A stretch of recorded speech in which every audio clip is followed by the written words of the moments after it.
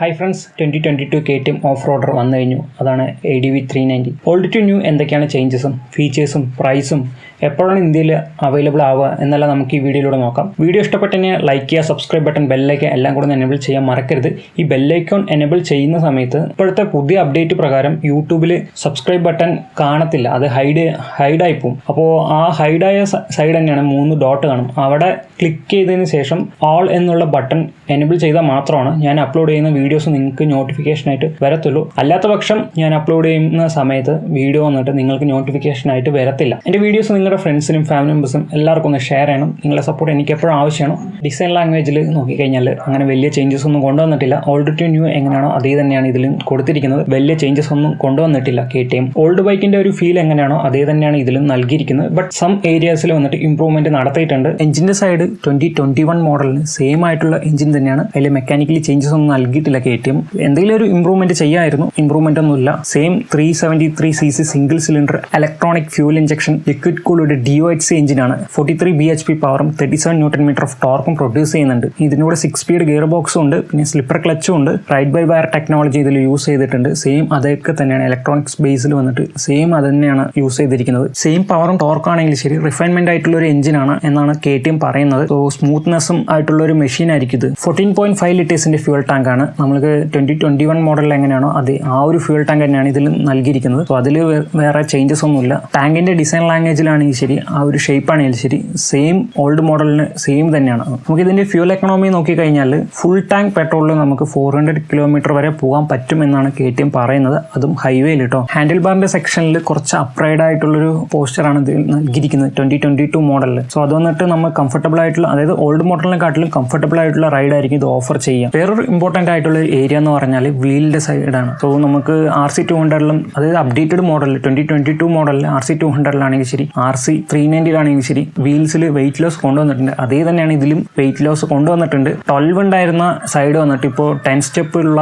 Alloy വീലാണ് നൽകിയിരിക്കുന്നത്. So അതിനിവിടെ light വെയിറ്റും ആണ്. Old model to light weight തന്നെയാണ്, ബട്ട് സ്ട്രോങ്ങർ ആണെന്നാണ് പറയുന്നത്. അതായത് കൂടുതൽ സ്ട്രോങ്ങർ ആയിട്ടുള്ളൊരു അലോയ് വീലാണെന്നാണ് KTMന്റെ സൈഡിൽ നിന്ന് പറയുന്നത്. അതായത് ഈ ഒരു അലോയ് വീലിൽ ഡിസൈൻ ചെയ്തിരിക്കുന്ന ഹാർഡായിട്ടുള്ള ഹാർഡ് കോർ ഓഫ് റോഡിങ്ങിനും എല്ലാത്തിനും വേണ്ടി. ഫ്രെയിമിന്റെ സൈഡാണെങ്കിൽ സിമിലർ റേസ് റോവൺ ഫ്രെയിം തന്നെയാണ്. KTMന്റെ 450 റാലി മോഡലിന് സിമിലർ ആയിട്ടുള്ള ഫ്രെയിം തന്നെയാണ് ഇതിൽ യൂസ് ചെയ്തിരിക്കുന്നത്. ട്രെലിസ് ഫ്രെയിം തന്നെയാണ്, ബോൾട്ടോടും സബ് ഫ്രെയിമും കൂടിയാണ് ഇതിൽ. സ്വിംഗ് ആർമിന്റെ സൈഡാണെങ്കിൽ അതായത് ഓൾഡ് മോഡലിനെക്കാട്ടിലും ഡിഫറെന്റ് ആണ് പറഞ്ഞാൽ കളർ കോമ്പിനേഷനിൽ ഡിഫറെന്റ് തന്നെയാണ്. ഇതിൽ വന്നിട്ട് ബ്ലാക്ക് ലേഔട്ടിലാണ് വരുന്നത്. സസ്പെൻഷന്റെ സൈഡ് 2022 മോഡലും അപ്സൈഡ് ഡൗൺ ഫോർക്ക് തന്നെയാണ്. ഓൾഡ് ടു ന്യൂ അങ്ങനെ ഡിഫറൻസ് ഒന്നുമില്ല. ബട്ട് ഫീച്ചേഴ്സിൽ കാണുമ്പോൾ അതിൽ വന്നിട്ട് അഡ്ജസ്റ്റബിൾ സസ്പെൻഷൻ ആണ്. അതായത് KTMന്റെ സൈഡ് വന്നിട്ട് ഒഫീഷ്യൽ ആയിട്ടൊന്നും പറയുന്നില്ല അവരുടെ സൈറ്റിൽ. ഇപ്പോൾ നമ്മൾ വണ്ടി ഇന്ത്യയിൽ ലോഞ്ച് ചെയ്തതിന് ശേഷം മാത്രമേ അതിൽ അറിയാൻ പറ്റത്തുള്ളൂ അതായത് അഡ്ജസ്റ്റബിൾ സസ്പെൻഷൻ ആണോ എന്ന്. അത് ഫ്രണ്ട് സൈഡ് 43 mm USD ഫോർക്കാണ് ഫ്രണ്ടിൽ, മോണോഷോക്കാണ് റിയറിൽ. അത് വന്നിട്ട് പ്രീലോഡ് അഡ്ജസ്റ്റബിൾ ആണ്. 170 mm ട്രാവൽ വരുന്നുണ്ട് ഫ്രണ്ടിൽ, 177 mm ട്രാവൽ വരുന്നുണ്ട് rear side. 200 mm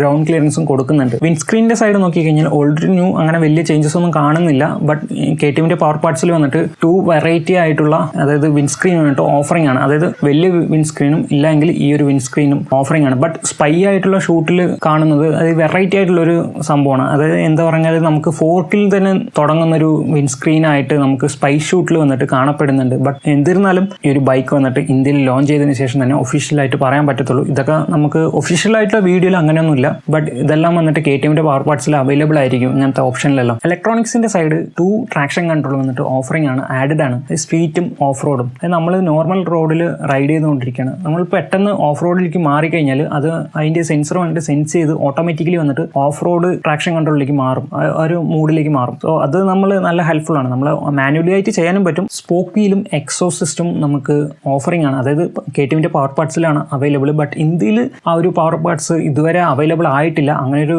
power parts ഇന്ത്യയിൽ അവൈലബിൾ ആക്കി കഴിഞ്ഞാൽ കുറച്ചും കൂടെ നല്ലതായിരിക്കും.